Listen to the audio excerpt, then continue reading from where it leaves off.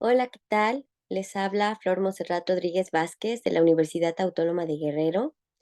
En principio, quiero agradecer a los organizadores de este evento, el 55 Congreso Nacional de la Sociedad Matemática Mexicana, por esta invitación para dictar esta plática y agradezco a quienes están escuchándola.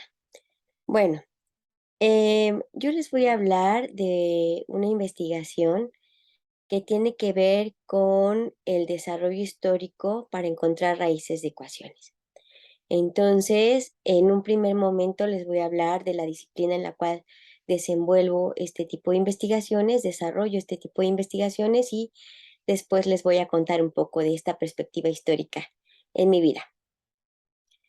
Bien, bueno, yo me desenvuelvo en la disciplina de educación matemática y bueno, aquí nos ocupamos del estudio de los fenómenos didácticos y bueno, aquellos que tienen que ver con la enseñanza y el aprendizaje de la matemática específicamente. Em, entonces, una vez que yo me pongo a reflexionar sobre estos procesos del conocimiento, pues uno tiene que externar lo que investiga y por lo tanto, para mí, matemática educativa es esa expresión sistematizada del conocimiento en donde se utiliza justamente el método científico para poder responder a problemáticas en el proceso de enseñanza y aprendizaje. Entonces, hay diversas problemáticas que resolver en matemática educativa, pero una de ellas tiene que ver con esa constitución del conocimiento matemático. Ese devenir del conocimiento matemático desde que emerge hasta su conceptualización en el aula. Y en esa transposición didáctica, eh, pues se van perdiendo ciertas cuestiones, ciertos factores, cierto conocimiento, porque el saber se tiene que despersonalizar y se tiene que además descontextualizar y luego volver a contextualizar ya en donde estemos en el momento actual. Y entonces el saber se reduce. A veces se pierden significados desde el original y se pierden significados desde el original y por lo tanto los contenidos que se plantean o las unidades temáticas de una asignatura eh, pues pierden cierto significado, ¿no? Se van perdiendo en ese devenir histórico, eh, se van perdiendo incluso los significados. Y esto tiene que ver porque, lo decía Cantoral, el saber matemático, pues, se constituye en ámbitos que no son escolares. Y entonces, cuando se introducen en el medio didáctico, en un sistema escolar, pues ya ha sufrido modificaciones y por lo tanto esto puede afectar la relación también entre los estudiantes y los profesores y por supuesto el conocimiento. Bueno, entonces hay una línea de investigación en educación matemática que es la investigación histórica. Y aquí lo que buscamos es esclarecer justamente problemas educativos, pero apoyándonos en la historia de las ideas. Esta historia de las ideas, pues, tiene que ver con la cuestión historiográfica, en donde se estudia la determinación y la evolución de las ideas expresadas o reconstruibles a través de distintas producciones culturales.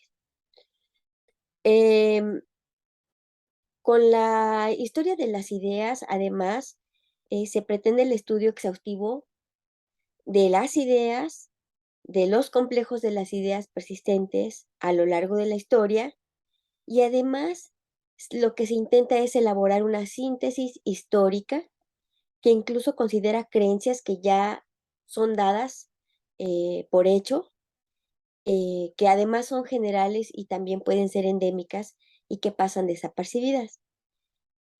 Además, también se hace el rastreo de dichas ideas a través de distintos campos del saber. Entonces, lo que se busca a través de esta línea de investigación es encontrar esos fundamentos a través de la historia para sustentar hipótesis que ayuden a resolver problemas en situación escolar, ¿no? Que son observables en situación escolar.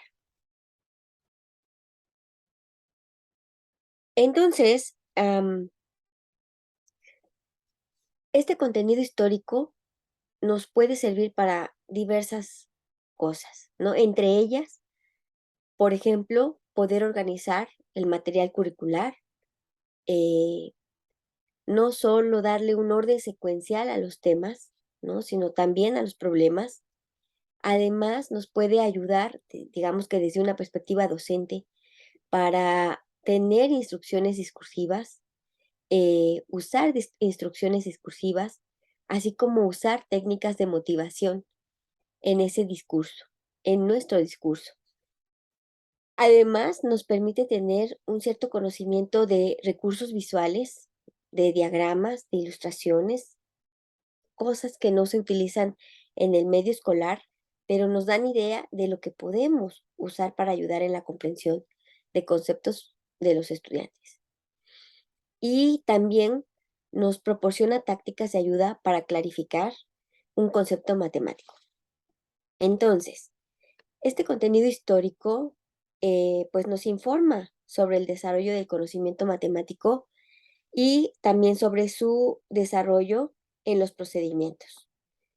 Eh, nos ayuda a mirar cuál es la utilidad de la matemática y además también nos ayuda a mirar cuáles son los problemas en los cuales estuvieron interesados los matemáticos de antaño y cómo se impacta o cómo impacta eso actualmente. Bueno, entonces desde esta perspectiva, eh, también se busca ayudar a tener una mejor comprensión de los conceptos de matemáticas. ¿Por qué? Bueno, pues porque nosotros podemos mirar diversas conexiones que existen entre los procedimientos, entre los conceptos, entre los teoremas, entre los significados y tal. Entonces, es muy diverso lo que podemos hacer desde una perspectiva histórica con el fin de ayudar, con el fin de favorecer a resolver esos problemas que existen en la enseñanza y aprendizaje de la matemática. Bien, entonces, ya particularmente desde esta perspectiva hay una pregunta de investigación que atendimos, que se atendió en un determinado momento y bueno, nos planteamos qué conocimientos predominaban entre los matemáticos en relación a los métodos iterativos para encontrar una solución a una ecuación.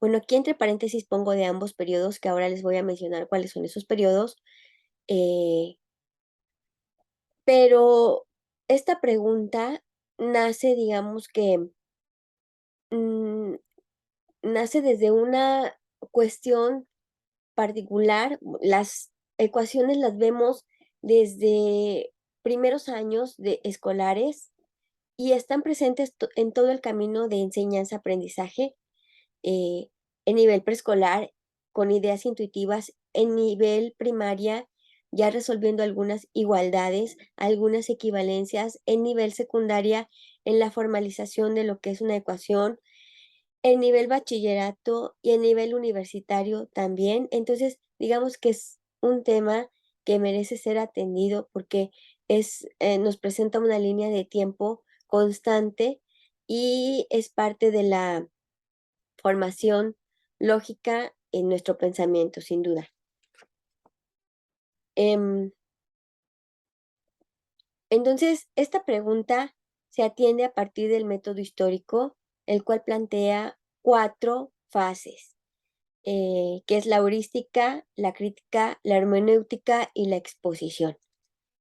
Entonces, estas fases, en la primera fase, que tiene que ver con la heurística, lo que se hace es localizar y clasificar los documentos.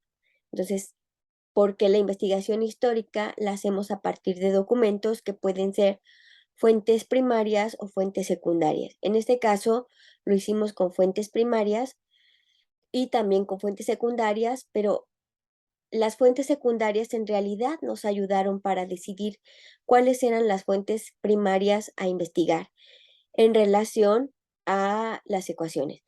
Son un tipo de ecuaciones muy específicas las que vamos a mirar después, em, porque bueno, ya se van a dar cuenta que las ecuaciones tienen historia desde Babilonia, desde Egipto, pero no voy a hablar desde esa parte, sino voy a hablar de un periodo mucho después que ya tiene que ver con la eh, fundamentación de lo que es el cálculo. Entonces, también en la crítica tenemos que hacer una crítica externa y una crítica interna, en donde por crítica externa vamos a entender, vamos a buscar que los documentos que analicemos sean auténticos, sean fuentes confiables. Y vamos a probarlo, claro, y vamos a escribirlo. Y en la crítica interna lo que se hace es comprender e interpretar el contenido de esos documentos. Entonces, en esta crítica interna, tenemos que ser capaces de crear y codificar lo que estamos interpretando y de darle categorías a lo que vamos a investigar, crear categorías de lo que vamos a investigar y tener una lupa por la cual vamos a seguir la investigación. Y la hermenéutica se refiere a esta interpretación, pero desde el punto de vista histórico y además pedagógico de los hechos, porque claro, bueno, estando en educación matemática tenemos que darle esa perspectiva pedagógica a la interpretación de lo que hagamos. Y finalmente la parte de la exposición que tiene que ver con esas explicaciones del trabajo histórico, ¿no? Que puede derivar en un documento, en un artículo, en un ensayo, en una tesis y así. Bien, entonces los periodos de investigación fueron dos, se decidieron dos. Uno decide, el investigador decide cuáles son los periodos a investigar y aquí marco dos periodos. Únicamente les voy a hablar del primer periodo que tiene que ver con el nacimiento del cálculo y esto se indica a mediados del siglo XVII y también en el siglo XVIII. Y la recolección de datos, pues, se hace a partir de 3 fuentes primarias que, yo les voy a hablar aquí solo de las primeras 2 fuentes primarias, que es esta obra, el de análisis, y esta obra que tiene que ver con la resolución de ecuaciones numéricas de todos los grados. La primera obra, pues, fue escrita por Newton y esta obra está escrita por Lagrange. En otro momento, pues, ya cuando tengamos un poco más de tiempo, pues les hablaré de esta tercera obra. Esta primera obra, pues se publicó en 1711 y esta obra se publicó en 1808. Entonces pasaron casi 100 años entre la publicación entre estas dos.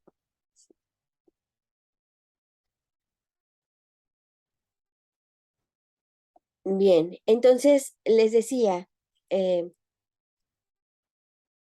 aquí en la parte de la crítica interna, eh, uno tiene que poder crear categorías de análisis. Entonces, para nuestros fines, eh, nuestros campos de análisis y las unidades de análisis tienen que ver con tres cuestiones. La referencia de la obra del autor, digamos que eh, en un momento queremos ver de forma general cómo fue constituida la obra, por qué se dio de esa forma la obra, esas obras, además de mirar los propósitos de la obra y los propósitos del autor, en qué contexto se desenvolvían y los tipos de procesos utilizados en donde, pues, ¿para qué? Para la resolución de ecuaciones.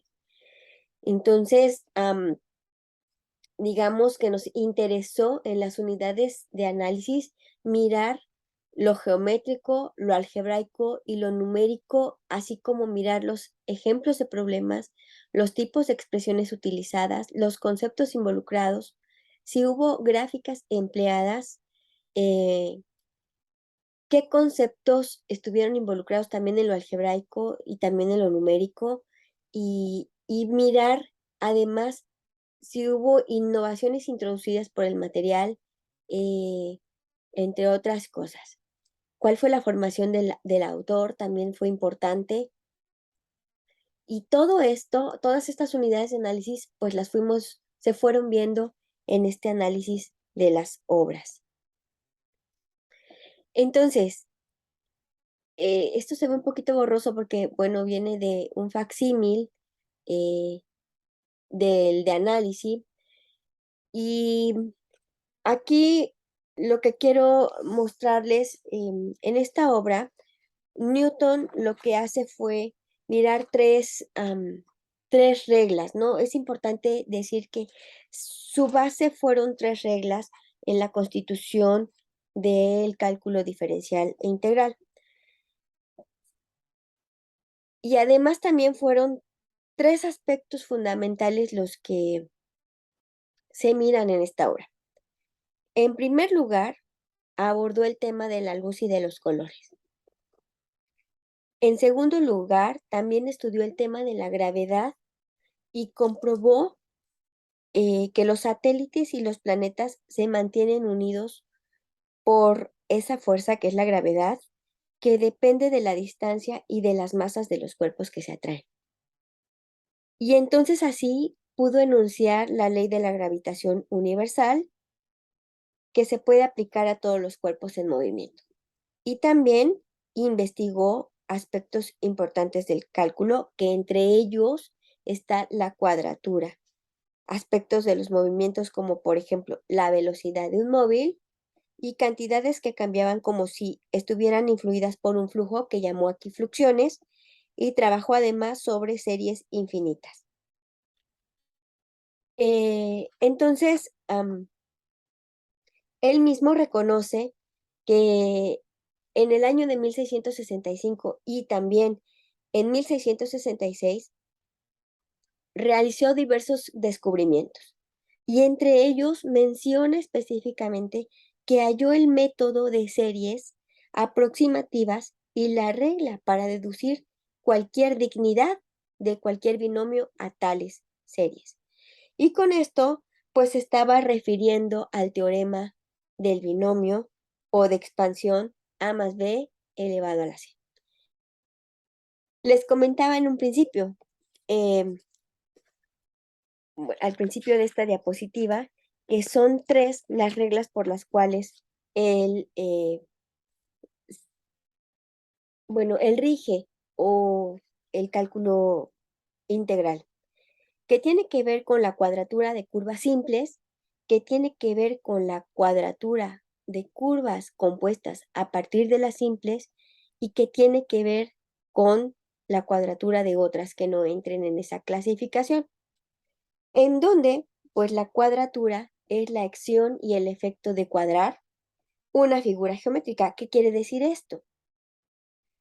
Que consiste en construir un cuadrado de área igual a la figura geométrica de la que se quiere hallar el área, ¿sí? Entonces, mm, este tratado, este libro, esta obra, contiene justamente el método general del análisis, enseñando cómo resolver ecuaciones finitas en infinitas para resolver todos los problemas que tengan que ver con cuadraturas, en términos actuales que tengan que ver con la integración. Eh, y una de las primeras reglas, pues es, digamos, tenemos a elevado a la x a la m entre n que sea igual a y entonces va a resultar que el área ABD, que no es esta que se está representando, es A entre n más m, x a la m más n entre n. La segunda regla, bueno, si se dan cuenta, esta regla pues tiene que ver con la linealidad en la integración. La siguiente regla tiene que ver con la suma, ajá, en esta linealidad. Y la tercera regla sí tiene que ver con este ejemplo, que es eh, cuando yo tengo un área dada, voy a encontrar una base dada para poder dictar la cuadratura. Entonces,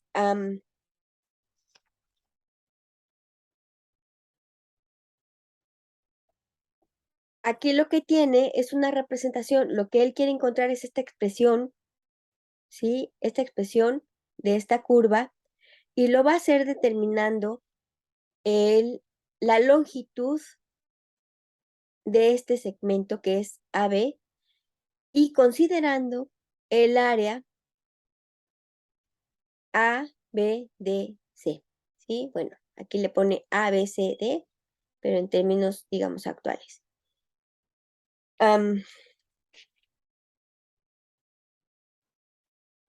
En esta obra, entonces, Newton se plantea una fundamentación del cálculo integral. Se observa el predominio de una contextualización geométrica porque para cuando quiere resolver un problema siempre pone una contextualización geométrica de lo que quiere hacer y uno de los principales problemas que trata es el cálculo de la longitud de curvas.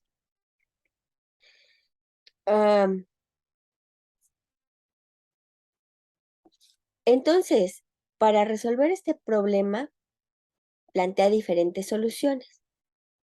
Y como les comenté, una de ellas es encontrar la longitud de la base a partir del área que ya está determinada por esa expresión de la curva y igual a 1 entre 1 más x, que es una hipérbola, y a la cual denomina z.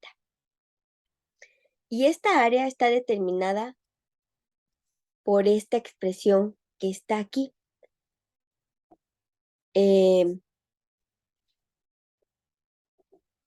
No se ve claramente es la expresión de los cálculos, pero lo que sí quiero enfatizar es que esta expresión está determinada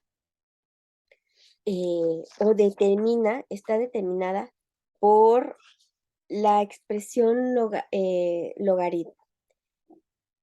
Y posteriormente, a partir de ella, pues lo que encuentra es el desarrollo de la función exponencial, que resulta justamente de querer encontrar esa base a partir del área dada y que además utiliza aquí el teorema del binomio. Entonces, esta C que pone aquí significa que los términos pueden seguir tanto como uno lo desee.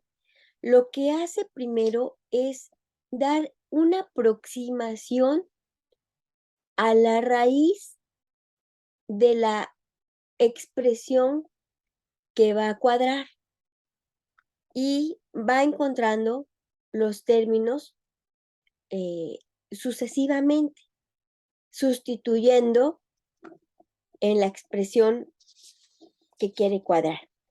Entonces, se plantea, o sea, a forma de resumen, lo que plantea es una técnica de la aproximación de raíces. Eso se nota en la obra indiscutiblemente y está implícita en estas tres reglas que les mencioné, que son justamente la fundamentación del cálculo integral. La tercera regla, en donde dice, bueno, si yo no puedo aplicar las reglas 1 y 2, pues voy a cuadrar las demás, eh, voy a cuadrar las demás utilizando justamente la regla 1 y 2. A partir de utilizar el cálculo de áreas y de buscar la longitud de la base o incluso buscar la longitud de la altura. El proceso de iteraciones entonces fue usado en un momento fundamental del descubrimiento del cálculo integral. Se nota también en la obra que se usa el teorema fundamental del cálculo, pero aplicándole el método de aproximaciones sucesivas como una técnica de aproximación. Y en este proceso iterativo se usó como técnica también para la construcción de nuevas curvas. O sea, ya tenía una curva y aproximaba otras utilizando las que conocía. En la otra obra que tiene que ver totalmente con la resolución de ecuaciones numéricas de todos los grados, en esta obra predomina un contexto algebraico numérico y aquí es importante mencionar que se va desarrollando progresivamente. Es decir, siempre se explica con antelación lo que se requiere a lo que va encontrando y va enumerando cada procedimiento que se describe. Entonces, tiene que ir mostrando, tiene que ir describiendo lo que va a necesitar en lo que va construyendo. Entonces, por ejemplo, aquí ya se notan una expresión polinomial, ¿sí? Y lo que supone es también una aproximación de x que va a estar entre p y p más 1. Y la igualdad se va a lograr cuando, cuando x valga p más 1 entre y. Entonces va dando una, em, una explicación de valores aproximados a la raíz. Constituye nuevas ecuaciones que van a ser para él su base para encontrar lo que se llaman las fracciones continuas, ¿sí? Las fracciones continuas. Y a partir de estas fracciones continuas, entonces puede dar un valor tan aproximado a la raíz como quiera. Incluso menciona en la obra que más exacto que lo que daba el método de Newton. Es importante mencionar también que luego de hacer una formalización del método, pues plantea ejemplos, indiscutiblemente plantea ejemplos y causa curiosidad que uno de los ejemplos que muestra es una de las ecuaciones que también trabajó en su obra Newton. Entonces, para mostrar la aproximación y la eficacia del método ahora de Lagrange de las fracciones continuas. También es importante mencionar que en esta obra no solo se trabajan raíces reales, sino también se trabajan ya raíces complejas. Entonces, incluye también el método de Descartes para decidir si en un determinado intervalo existe o no una raíz real y con ello eh, se ayuda para determinar las raíces eh, complejas, las raíces imaginarias. Um, Les decía, la iteración termina en el momento en que se da la igualdad eh, entre x y lo que sigue, la siguiente aproximación, que es p más 1 entre y. Eh, Esta diapositiva, bueno, ya la mencioné de alguna manera. Y se puede continuar buscando las aproximaciones más cercanas al valor de la raíz buscada con este método, tanto como se quiera. Bueno, entonces es importante mencionar que en esta obra Lagrange pues desarrolla un sistema general algorítmico para encontrar la aproximación de todas las raíces, ya fueran reales o complejas, y además garantizando la convergencia. Eh, lo que era todavía intuitivo en la obra de Newton. Además, nos muestra el cálculo de la expansión en fracciones continuas de raíces y esto se usa ahora en lo que son transformaciones de Möbius y anillos de cociente.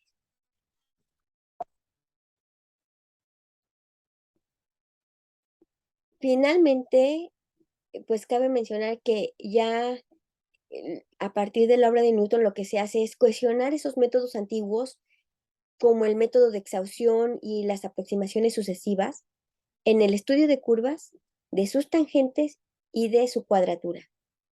Además, estos métodos fueron pilar fundamental en lo que fue el desarrollo del cálculo integral y diferencial, no me cansaré de decirlo, eh, Y como en la diapositiva anterior, se proporciona ya después de 100 años ese método para encontrar raíces no solo reales, sino también imaginarias usando fracciones continuas, perdón.